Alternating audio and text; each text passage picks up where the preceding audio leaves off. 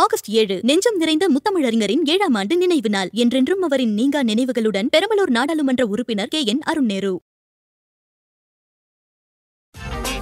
Welcome to IPS finance. இன்னைக்கு நிஃப்டியை பொறுத்த வரைக்கும் 21 புள்ளிகள் அதிகரிச்சு 24,596 முடிவடைஞ்சிருக்கு. சென்செக்ஸை பொறுத்த வரைக்கும் 79 புள்ளிகள் அதிகரிச்சு 80,623 நிறைவடைஞ்சிருக்கு. இன்னைக்கு மார்க்கெட் எல்லாரும் இறக்கத்துல தான் முடிவடையும் நினைச்சிருப்பாங்க, இருந்தா கூட பாசிட்டிவ்ல முடிவடைஞ்சிருக்கு. அதுக்கு காரணம் என்னங்கிறத நம்ம பொருளாதார விமர்சகர் நாகப்பன் சார்கிட்ட கேட்கலாம் வாங்க. சார் வணக்கம். வணக்கம். அறிவிச்சிட்டார் சார் ட்ரம்ப் 25% எக்ஸ்ட்ரா. ஆமா, எல்லாரும் என்ன எதிர்பார்த்தாங்கன்னா மார்க்கெட் சரியும் தான் எதிர்பார்த்தாங்க. ஆனா காலையில ஆரம்பிக்கிறப்பயும் சரிஞ்சுதான் இருந்துச்சு. 1:30 மணிக்கு மேல என்ன சார் ஆச்சு மார்க்கெட்டுக்கு? ஏற்றத்துல முடிவடைஞ்சிருக்கு. கரெக்ட். 24,350 கீழே போயிருந்தது. ஒரு 1:30 1:40 அந்த மாதிரி டைட்ல அந்த 340 இருந்து 200 புள்ளிகள் கிட்ட இது ஏறி இருக்கு அப்படிங்கறத பாக்குறோம். நான் முதல்ல சொல்லிட்டு இருக்கேன், இது எல்லாமே அன்றாடம் இருக்கக்கூடிய ஒரு அதீத ஏற்ற இறக்கங்களுடைய ஒரு இது 100 புள்ளிக்குள்ள இருந்தா, பட் 200 புள்ளிக்கு மேல ஏறி இருக்கு மதியத்திற்கு மேல அப்படின்னு பார்க்கும் பொழுது நிச்சயமா ஏதோ சிக்னிபிகண்டான ஒரு விஷயமா தான் இதை நம்ம பார்க்க வேண்டியிருக்கு. இது FI வித்ததுக்கு மேல DI வாங்கினாங்க அதனால மட்டும் ஏறி இருக்குன்னு நம்ம சொல்ல முடியாது. ஓகே, அப்கோர்ஸ் இன்டர்நேஷனல் மார்க்கெட்ஸ்ல கொஞ்சம் பாசிட்டிவா இருந்ததுங்கிறது ஒரு காரணமா இருக்கலாம். ஏன்னா இன்னைக்கு ஜாப்பனீஸ் மார்க்கெட் 1% மேல ஏறி இருக்கு. அதே மாதிரி யூரோப்பியன் மார்க்கெட் எடுத்தீங்கன்னா பிரான்ஸா இருக்கட்டும், டாய்ச் அவங்க ஜெர்மன் மார்க்கெட்டா இருக்கட்டும், இட்டாலியன் மார்க்கெட் இது எல்லாமே 1% மேல ஏறி இருக்குது, பர்டிகுலரா பிரான்ஸும் ஜெர்மனியும். சோ இன்டர்நேஷனல் மார்க்கெட் எல்லாம் பாசிட்டிவா இருக்கிறது கூட ஒரு காரணமா இருக்கலாம். அதனுடைய தாக்கம் எங்க இருக்குன்னு எடுத்துக்கலாம். நம்மளை பொறுத்த வரைக்கும் க்ரூட் $65 கீழே இருக்குது தொடர்ந்து, அது ஒரு பாசிட்டிவான நியூஸ். இன்ஃபேக்ட் டாலர் கூட பாத்தீங்கன்னா ருப்பி ரெக்கவர் ஆயிருக்கு, அது கூட ஒரு பாசிட்டிவ் நியூஸா இருக்கிறதுக்கு சான்ஸ் இருக்கு. ஒரு 25 பைசா இன்னைக்கு ரூபாய் ரெக்கவர் ஆயிருக்கு. அதாவது டாலர் ஹஸ் பிகம் சீப்பர்னு வச்சுக்கோங்களேன். 87 90 கிட்டத்தட்ட 88 வரைக்கும் போனதெல்லாம் நம்ம பார்த்தோம். இப்போ இன்னைக்கு 87 59 வந்திருக்கு. அப்கோர்ஸ் இன்னும் அந்த 87க்கு கீழே 86 சொச்சங்கிறது வரல. சோ சின்ன சின்ன விஷயங்கள் தான் நான் நினைக்கிறேன். பட் இன்னொரு விஷயம் நம்ம பார்க்கணும், வெயிட்டேஜ். அந்த வெயிட்டேஜ் அதிகம் உள்ள பங்குகள் இதுல அதிகரிச்சிருக்கிறது ஒரு காரணம். இண்டெக்ஸ்ல இருக்கக்கூடிய ஸ்டாக்ஸ் எடுத்துக்கிட்டோம்னா அது HDFC பேங்கா இருக்கட்டும், ஆக்சிஸ் பேங்கா இருக்கட்டும், அல்லது HCL tech, TCS, tech Mahindra, இந்த மாதிரி IT கம்பெனிஸ் இதெல்லாமே கொஞ்சம் இன்னைக்கு ஏறி இருக்கிறது கூட ஒரு காரணமாக இருக்கலாம்னு நான் நினைக்கிறேன். Fine sir. இப்ப ட்ரம்ப் போட்ட அந்த 25% இது பெனால்ட்டியா சார், இல்ல அந்த பெனால்ட்டின்னு சொன்னதான் இப்ப சொல்லியிருக்காரா சார், இது வேற ஒரு டாரிஃபா சார்? இந்த 25 இல்ல இது அது இன்னும் இருக்குது. இதுக்கு ஏதாவது ஒரு புதுசா பேர் வைப்பாரு, இது கூடுதல் வரி. அவ்வளவுதான், கிடையாதுங்களா சார்? பெனால்ட்டிங்கிறது நீங்க ரஷ்யாவோடு என்ன வச்சிருக்கிறதுக்கு நான் 500% வரைக்கும் போவேன்லாம் சொல்லுவாரு, அது மாதிரி வரும். இது fresh 25% duty on Indian imports அப்படிங்கறதுலதான் அவருடைய சொல்லியிருக்காரு. ஆனா இதற்கான காரணம் அதுதான். ஓகே, அது பெனால்ட்டி தான், அது பெனால்ட்டியா தான் நீங்க எடுத்துக்கணும் அதை. ஏன்னா it is done in addition to the normal duty. So in a way it is a penalty தான், penal duty தான். பட் இதோட நிக்காது, ஏன்னா அவர் இன்னும் அறிவிப்பேன்லாம் சொல்லியிருக்காரு. ஸோ பார்க்கணும். பட் இதுக்கே நமக்கு இப்ப என்ன சொல்றாங்கன்னா, நம்முடைய கோல்ட்மேன் சாக்ஸ் எடுத்துக்கிட்டீங்கன்னா, ஏற்கனவே நேற்று முந்தானாலாம் சில பேர் அவங்களுடைய இதை சொல்லியிருந்தாங்க, வேர்ல்ட் பேங்கோட இதை கூட பார்த்தோம் நம்ம. கோல்ட்மேன் சாக்ஸ் என்ன சொல்லியிருக்காங்கன்னா, ஏற்கனவே 0.3 பேசிஸ் பாயிண்ட் இது குறையும், ஜிடிபி இந்தியாவுடைய ஜிடிபி வளர்ச்சி, பொருளாதார வளர்ச்சி குறையும்னு சொல்லியிருந்தாங்க ஏற்கனவே அறிவித்ததுக்கு. இப்ப இதுக்கு பிறகு இப்ப என்ன சொல்றாங்கன்னா, இன்னொரு கூடுதலாக 0.2 to 0.3% ஹிட் இருக்கும் அப்படிங்கிறாங்க. சோ மொத்தமா பார்த்தா 0.5% மேல நம்முடைய ஜிடிபியில இதனுடைய பாதிப்பு இருக்கும் அப்படிங்கிறது அவர்களுடைய ஒரு கருத்தா இருக்கதான் நம்ம பார்க்க முடியும். Fine sir. இது வரப்போற நாட்கள்ல பங்குச்சந்தையில ஒரு பெரிய பாதிப்பு ஏற்படுத்துமா சார்? எப்படி சார்? இன்னைக்கு ஒன்னும் நமக்கு தெரியல.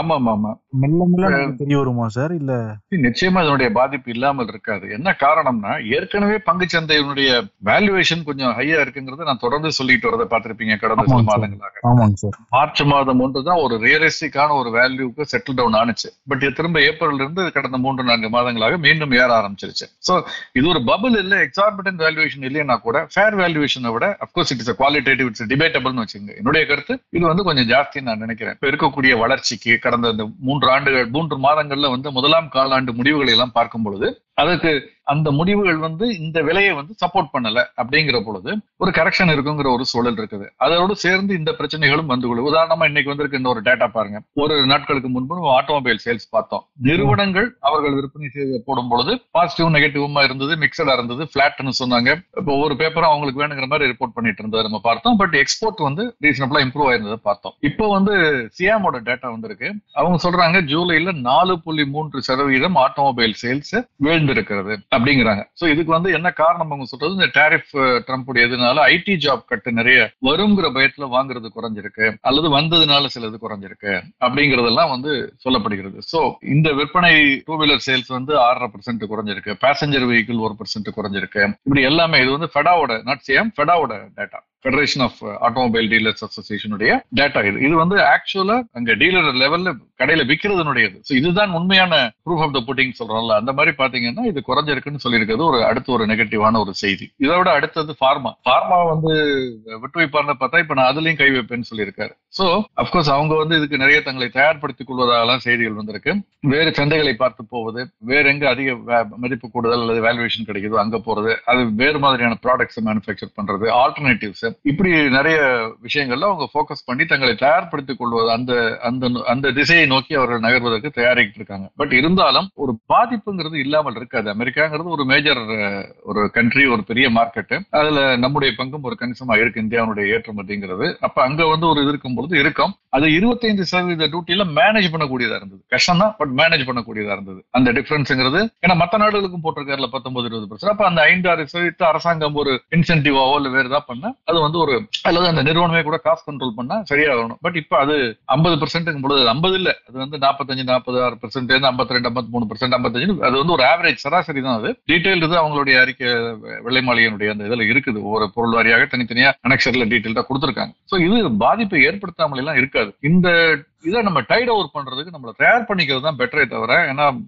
அரசு இதுக்காக வந்து விவசாயிகளை காம்ப்ரமைஸ் பண்ணி விவசாயத்துறையை காம்ப்ரமைஸ் பண்றதுங்கிறது சாத்தியம் இல்லாத ஒரு விஷயமா தான் பொதுமக்களாலும் அரசாங்கத்தாலும் பார்க்கப்படுகிறது. அப்ப இதை தாண்டி எப்படி நம்ம கடந்து போறது அப்படிங்கறத பார்க்கணும். இந்த பெயின் வந்து நமக்கு அதிகமா அவங்களுக்கு அதிகமாங்கிறதா இப்ப கேள்வி. அவர்களுக்கும் இருக்கு பெயின். ஏன்னா இந்த டியூட்டி பே பண்ண முடியாது, அவங்க இந்த டியூட்டி பே பண்ண முடியலைன்னா இதோட குறைவா இருக்கிற வாங்கும் பொழுது அதோட ஸ்டாண்டர்ட், அதோட குவாலிட்டி எப்படி இருக்குங்கிறதே அவங்க பார்க்கணும். சோ இதெல்லாம் அங்கிருந்தும் வந்து அவர்களுக்கு நிறைய பிரஷர் இருக்கும். அவர் டெய்லி அவருடைய இதுல வந்து இன்னைக்கு இந்த மாசம் இவ்வளவு டியூட்டி கலெக்ஷன் ஆயிருக்கலாம் போடுறாரு. பட் அது கம்பேரிட்டிவ் டேட்டா போடணும்ல. இப்ப நம்ம ஜிஎஸ்டி டேட்டா போடுறோம், போன மாசம் எவ்வளவு, இந்த மாசம் எவ்வளவு, போன வருஷம் இதே மாசம் எவ்வளவு, இந்த மாசம் எவ்வளவு, அந்த மாதிரி டியூட்டி டாரிஃப் கலெக்ஷன்னால எனக்கு இவ்வளவு இம்ப்ரூவ் ஆயிருக்குன்னு அவர் போட்டாருன்னா நம்ம அதை ஒத்துக்கலாம். இதனால அவர் எடுத்த நடவடிக்கைகளால் அந்த நாட்டுக்கு ஒரு பலன் இருக்குன்னு. இது யாருக்குமே பலன் இல்லாம போறதுல என்ன இருக்குது?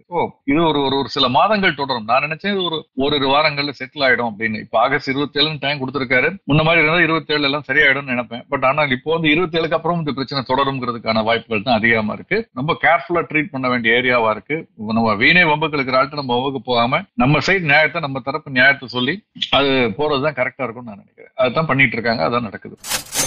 மரகடவதி பார்த்துட்டு இருக்கோம். தொடர்ந்து டிசிஎஸ் 12,000 பேரை தூக்க போறோம்லாம் சொல்லிக்கிட்டு இருந்தாங்க. ரிசல்ட்லயுமே எதிர்பாராத ஒரு இது கிடைக்கல.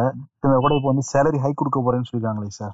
இதுதான் நான் ஆரம்பத்திலிருந்து சொல்லிட்டு இருக்குது. ஒரு செய்தியை மட்டும் வைத்து ஒரு முடிவு எடுக்காதீங்க. தொடர்ச்சியாக இந்த தகவல் தொழில்நுட்பத்துறையை பத்தி பேசும்பொழுதே நான் சொன்னேன், லட்சக்கணக்கான பேர் ஆர்டிபிஷியல் இன்டெலிஜென்ஸ்ல என்விடியாவோட துணையோடு ட்ரெயின் பண்றாங்க இந்த நிறுவனங்கள் எல்லாம்னு சொல்லியிருந்தேன். சோ ஒரு பக்கம் நம்ம இந்த தகவல் டிசிஎஸ் சாக் பண்ண போறாங்க அல்லது ரெக்ரூட் பண்ண போறதுன்னு சொன்ன அடுத்த நாளே இன்ஃபோசிஸ் வேற மாதிரியான விஷயத்த சொல்லியிருந்தாங்க. நாங்க இந்த வருஷம் 20,000 பேர் எடுக்கிறதா இருக்கும்லாம் சொல்லியிருந்தாங்க. சோ இது வந்து ரீஸ்கில்லிங் தான். அப்ஸ்கில்லிங், கிராஸ் ஸ்கில்லிங், ரீஸ்கில்லிங், இந்த மாதிரியான விஷயங்களால் இருப்பவர்களுக்கு வேறு புதுவிதமான வேலை வாய்ப்புகள் ஏற்படும். அதுதான் டிசிஎஸ் இன்னைக்கு சொல்லியிருக்காங்க. நாங்க 80% ஆஃப் த ஸ்டாஃபுக்கு வந்து செப்டம்பர் 1ல இருந்து நாங்க வந்து சேலரி ஹைக்கு பிளான் பண்றோம் அப்படின்னு சொல்லியிருக்காங்க. இது வந்து ஒரு நம்பிக்கை ஊட்டுவதா இருக்கு. என்னன்னா எம்ப்ளாயிஸை டென்ஷன்லேயே வச்சிருந்தா அவருடைய ப்ரொடக்டிவிட்டியை குறைஞ்சு போயிடும், உற்பத்தி திறன் குறையும். அதெல்லாம் இல்லாமல் அதுவும் குறிப்பாக இந்த மாதிரி நிறுவனங்கள் எல்லாம் நல்ல ப்ரொமோட்டர்ஸ் மேல ரொம்ப அதிக நம்பிக்கை வைத்து கூட வேலைக்கு சேர்ந்திருப்பாங்க. இதை விட அதிக சம்பளத்துல வேற ஒரு நிறுவனத்துல வேலை கிடைச்சா கூட போக மாட்டாங்க. இந்த முன்னணி நிறுவனங்கள் ஒரு 7-8 நிறுவனங்கள் ப்ரிஃபர் பண்ணுவாங்க. அப்படி இருக்கும் பொழுது இது வந்து ஒரு இந்த நேரத்துல ஒரு நல்ல விஷயமா தான் நான் பாக்குறேன். Q1 ரிசல்ட் பத்தி பாத்துக்கிட்டு இருக்கோம். ஏர்டெலோட Q1 ரிசல்ட் வந்திருக்கு இல்லைங்க சார், எப்படிங்க சார்? ஆமா, ஏர்டெலோட ரிசல்ட் நல்லா இருக்குது. அதே மாதிரி நிறைய EID பேரி இன்னொரு ரிசல்ட் நான் உங்கள்ட்ட பேசணும்னு நான் நினைக்கிறேன். ஏர்டெலோட ரிசல்ட்ஸ் ஒரு பக்கம் நம்ம பேசுவோம். பட் அதற்கு முன்னதாக EID பேரி ஏன் நான் குறிப்பாக பேசணும்னு நினைக்கிறேன் அப்படின்னு பாத்தீங்கன்னா, அதுல ஸ்டாண்டலோன் ரிசல்ட்ஸ் அப்புறம் கன்சாலிடேட்டட் ரிசல்ட் ரெண்டு நம்ம தொடர்ந்து பேசிட்டு வர்றோம். ஸ்டாண்டலோன் ரிசல்ட் அப்படிங்கிறது என்ன அப்படின்னு பாத்தீங்கன்னா, அந்த நிறுவனத்தினுடைய மெயினா என்ன பிசினஸ் பண்றாங்களோ அது மட்டும்தான், அதை பத்தி பேசக்கூடியது. கன்சாலிடேட்டர்ங்கிறது அதனுடைய துணை நிறுவனங்களையும் சேர்த்து பாக்குறது. சோ இப்ப EID பேரி எடுத்துக்கிட்டீங்கன்னா அதனுடைய ஸ்டாண்டலோன் ரிசல்ட் நேற்று வெளியிட்ட பொழுது நஷ்டம்னு சொல்லியிருக்காங்க. ஓகே, அவங்களுடைய நஷ்டம் வந்து இன்ஃபேக்ட் அப்கோர்ஸ் அவங்க வந்து குவார்டர்லி நெட் லாஸ்ங்கிறது 27.92 கோடி, அதாவது 28 கோடி கிட்ட சொல்லியிருக்காங்க ஜூன் மாசம். இது வந்து 64% முன்னால, அதாவது இதுக்கு முன்பு பாத்தீங்கன்னா போன வருஷம் ஜூன் 2024 வந்து 78.59 இருந்தது. சோ இப்போ வந்து இது ஒரு பக்கம். இன்னொரு பக்கம் பாத்தீங்கன்னா அவங்களுடைய கன்சாலிடேட்டட் இது வந்து லாஸ். நான் சொன்னேன் ஸ்டாண்ட் அலோன்ல லாஸ், சுகர் மட்டும் பண்றதுல லாஸ். அதே நீங்க வந்து கன்சாலிடேட்டர்ல பாத்தீங்கன்னா அவங்களுடைய லாபம் அதிகரிச்சிருக்குன்னு போட்டிருக்கு. சோ நீங்க ஒரு ரிசல்ட் பார்க்கும்போது ஏடி ப்ராஃபிட் கோஸ் அப் அப்படின்னு ஒரு பேப்பர்ல இருக்கும், ஒரு பேப்பர்ல லாஸ் இருக்கும். என்னடான்னு கன்ஃபியூஷன் ஆகக்கூடாது. அது லாஸ் ஸ்டாண்ட் அலோன்ல கன்சாலிடேட்டட்னு சொல்லக்கூடிய அதனுடைய துணை நிறுவனங்கள் உள்ள இருக்கக்கூடிய நிறுவனங்கள் எல்லாத்தையும் ஒன்று சேர்த்து பார்க்கும் பொழுது அவங்களுடைய நிகர லாபம் 3 மடங்கு அதிகரித்து 91 கோடி அப்படின்னு சொல்லியிருக்காங்க. ஃபார் எக்ஸாம்பிள் கோரமெண்டல் இன்டர்நேஷனல் என்று சொல்லக்கூடிய உரம் தயாரிப்பு அது ரிலேட்டடா உள்ள நிறுவனம் வந்து அவருடைய துணை நிறுவனம். அந்த நிறுவனத்துடைய பெரும்பகுதி பங்குகளை ஏடி பேரி வைத்திருக்கிறது. ஏடி பேரி பங்குடைய விலை 1150 1200 கிட்ட இருந்தால் கூட கோரமெண்டலோட 2000 ரூபாய் கிட்ட இருக்கு. சோ அதனுடைய தாக்கம் எல்லாம் இங்க இருக்கும். அதனுடைய செயல்பாடுகள், அது கொடுக்கக்கூடிய டிவிடெண்ட், அந்த இதெல்லாம் இங்க வந்து இருக்குங்கிறத நம்ம பார்க்க முடிகிறது. இதை முதல்ல நம்ம புரிஞ்சுக்கணுங்கிறதுக்கு அதை நான் முதல்ல எடுத்தேன். ஏர்டெல்ல பொறுத்த வரைக்கும் அப்கோர்ஸ் கணிசமாக அதனுடைய லாபம் அதிகரிச்சிருக்கு. 43% அதிகரிச்சு 5948 கோடி. அதுல நம்ம இந்த துறை சார்ந்து பார்க்க வேண்டிய புள்ளி விவரங்கள், வங்கித்துறைனா NIM சொல்லுவோம், net interest margin, net interest income, அதே மாதிரி NPA, cross NPA, net NPA. அது மாதிரி இந்த துறையில நம்ம பேசிட்டு இருக்கிறது ARPU, that is average revenue per user. இந்த ஆவரேஜ் ரெவென்யூ பெர் யூசர் அப்படிங்கிறதுமே வந்து இவங்களை பொறுத்த வரைக்கும் கணிசமாக அதிகரிச்சிருக்கிறத பார்க்க முடிகிறது. இது வந்து போன வருஷம் இந்த காலாண்டுல 211 ரூபாய் இருந்தது. ஒரு ஆள் ஏர்டெல் அந்த இதை பயன்படுத்தக்கூடிய ஒரு தனிநபர் கட்டக்கூடியது சராசரியாக 211 ரூபாய்னு வச்சுக்கோங்க. சில பேர் 500 கட்டுவாங்க, சில பேர் 150 கட்டுவாங்க. பட் சராசரியாக அந்த 211 அப்படிங்கிறது இந்த வருஷம் 250 உயர்ந்திருக்கிறது. இது இந்த இண்டஸ்ட்ரியில அப்கோர்ஸ் இருக்கதே ரொம்ப கம்மி தான், சில பேர் தான். பட் இதுல ரொம்ப ஒன் ஆஃப் த ஹையஸ்ட் சொல்லலாம். இது ஒரு கிட்டத்தட்ட 39 ரூபாய் ஒரு நபருக்கு. நீங்க எத்தனை கோடி பேர் அவங்களுக்கு சப்ஸ்கிரைபர்னு பாத்துங்க. அப்ப அதுக்கு தகுந்த மாதிரி அவங்களுடைய ரெவென்யூ ஏறி இருக்கிறத பார்க்க முடியும். அவங்களுடைய கஸ்டமர் பேஸ் வந்து இந்த பீரியட்ல 6.25% ஏறி 60 கோடி ஆயிருக்கு. 60 கோடியை தாண்டிடுச்சு. ஓகே, அதுக்கு முன்னால 59 கோடியா இருந்தது, இப்ப 60 கோடியை தாண்டி இருக்கு. அப்ப 60 கோடி ஒரு ஆளுக்கு 40 ரூபாய், நீங்க 39 ரூபான்னு பாத்தீங்கன்னா அந்த ரெவென்யூவே உங்களுக்கு ஹையா வரும். சோ ரிசல்ட்ஸ் நல்லா இருக்குங்கிறத பார்க்க முடிகிறது. ஓரளவு வெல் எஸ்டாப்ளிஷ்டா வந்துட்டாங்க அவங்க. அப்கோர்ஸ் அந்த பங்கினுடைய விலை கூடுதலா குறைச்சலாங்கிறத நம்ம கருத்து சொல்ல முடியாது, வாங்கலாமா இல்லையாங்கிறது. நம்ம நிறுவனத்துடைய செயல்பாடுகளை பொறுத்த வரைக்கும் மட்டும் பேசுறோம். அது நல்ல விலையா குறைந்த விலையாங்கிறது அவங்க முதலீட்டாளர்கள் அவர்களுடைய யாராவது நல்ல இது செபி பதிவு பெற்ற ஆலோசனை பெற்று செயல்படுறது நல்லது. சார், இந்த இடி பேரி சொன்னீங்களா சார், ஸ்டாண்ட் அலோன் லாஸ் ஆயிருக்கு அப்படின்னு, சக்கரை எல்லாம் சாப்பிடாதீங்க டாக்டர் எல்லாம் விழிப்புணர்வு ஏற்படுத்துறதுனால அதோட தாக்கமா இருக்குமோ சார்? அதுல வேரியஸ் ஃபேக்டர்ஸ் இருக்கு. கன்சம்ஷன் குறையல. எங்க ப்ராப்ளம் வருது அப்படின்னு பாத்தீங்கன்னா அதுல மட்டும் அந்த சுகர் வந்து பல இதுல உள்ள போகுது இல்லையா, கன்ஃபெக்ஷனரில இருந்து எல்லாத்துலயும் போகுது. பட் எங்க நம்முடைய பாப்புலேஷனுக்கு அதெல்லாம் வந்து ஒரு பக்கம் குறையிறது எவ்வளவு, அதை விட அதிகமா கூட்டிட்டு தான் இருக்கிறத பார்க்க முடிகிறது. நீங்க மிட்டாய் ஷாப்ஸ் எல்லாம் பாத்தீங்கன்னா தெரியும் உங்களுக்கு, அந்த பேக்கரியில. பட் எங்க வருதுன்னா அவங்களுக்கு வந்து ரிஃபைனிங் மார்ஜினை விட மெல்ல மெல்ல சுகர் கம்பெனிஸ்க்கு எத்தனால்ல அதிக ப்ராஃபிட் வருது, பை ப்ராடக்ட்ஸ்ல அதிக ப்ராஃபிட் வர ஆரம்பிக்குது.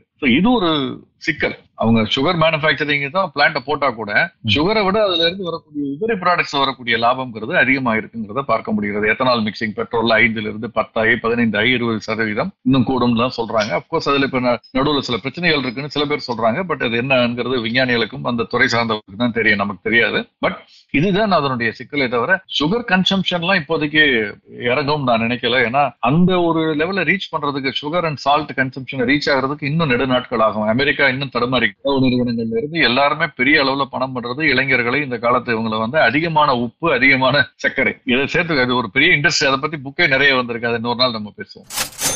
IPO வந்திருக்குங்களா, லிஸ்ட் ஆயிருக்குங்களா? இருக்கு நிறைய. இன்னைக்கு வந்து இந்த ஹைவே இன்ஃப்ராஸ்ட்ரக்சர், நாலேஜ் ரியாலிட்டி, நேற்று சொன்னேன், real estate investment trust, reads, அதே மாதிரி ஆல் டைம் பிளாஸ்டிக்ஸ் ஒண்ணு, JSW சிமெண்ட், இதுவும் ஒரு அதிகம் எதிர்பார்க்கப்பட்ட ஒன்று. 3600 கோடி திரட்டுகிறார்கள். 139 ரூபாயிலிருந்து 147 ரூபாய் பங்கு ஒன்றின் விலை. Lot size 102. இன்னைக்கு தான் ஓபன் ஆயிருக்கு, 11ஆம் தேதி வரைக்கும் இருக்கு. இவர்கள் ஒரு 0.22% வந்திருக்கு. உங்களுக்கு சப்ஸ்கிரிப்ஷன் 22% வந்திருக்கு. SME காம்ப்ளெக்ஸ் சினிமாஸ் ஒண்ணு, சவாலியா ஃபுட்ஸ் அப்படிங்கிற நிறுவனம், இதெல்லாம் வந்திருக்கிறத நம்ம பார்க்க முடிகிறது. லிஸ்டிங்கை பொறுத்த வரைக்கும் நான் நேற்று சொல்லியிருந்தேன், ரெனால் பாலிகம் அப்படின்னு ஒரு நிறுவனம். இது 6 மடங்குக்கு மேல விண்ணப்பம் பெறப்பட்டது. 105 ரூபாய் வெளியிடப்பட்ட விலை. ஆனா இன்னைக்கு 100 ரூபாய்க்கு கீழே தான் முடிவடைந்திருக்கு. அதே மாதிரி கேஷுவல் டிரைவ் மார்க்கெட்டிங்கிறது இன்னைக்கு லிஸ்ட் ஆனிச்சு. ரெண்டுமே SME தான். 130 ரூபாய்க்கு பங்குகள் வெளியிட்டார்கள். 75 மடங்கு சப்ஸ்கிரிப்ஷன் பெறப்பட்டது. 130 வெளியிடப்பட்டது. 157 ரூபாய் கிட்ட முடிவடைந்திருக்கு. சோ ஒன்னு பாசிட்டிவா இருக்கு, ஒன்னு நெகட்டிவா இருக்கு. பட் இந்த சப்ஸ்கிரிப்ஷன் நம்பர்ஸ் நம்ம எடுத்துக்க முடியாதுங்கிறத தெளிவாக காட்டுகிறது. கமாடிட்டி எப்படிங்க சார் இருக்கு? சில்வர் மட்டும் நல்லா ஏறி இருக்கு, 1% ஏறி இருக்கு. மீண்டும் 1,17,000 செப்டம்பர் மாத ஒப்பந்தம் வணிகம் நடக்குது எம்சிஎக்ஸ்ல.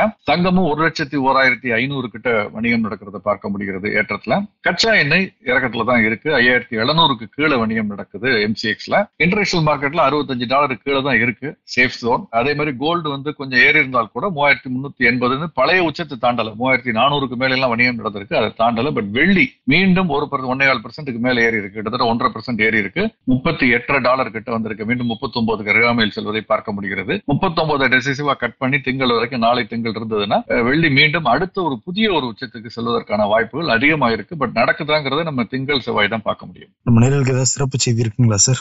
சிறப்பு செய்தி வந்து கொடுத்துட்டே இருக்காரு டெய்லி, அதுதான் சிறப்பு செய்தி.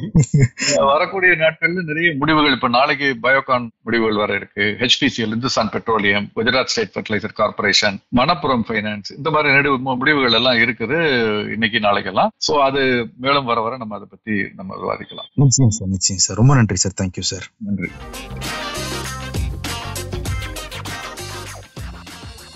மக்களின் தலைவர், தமிழின் பெருமை, கருத்தரங்கத்தின் காவலர், முத்தமிழறிஞர் கலைஞர் அவர்களின் 7ஆம் ஆண்டு நினைவு நாளில் நன்றியுடன் நினைவு கூறுகிறார் பெரம்பலூர் நாடாளுமன்ற உறுப்பினர் KN அருண் நேரு.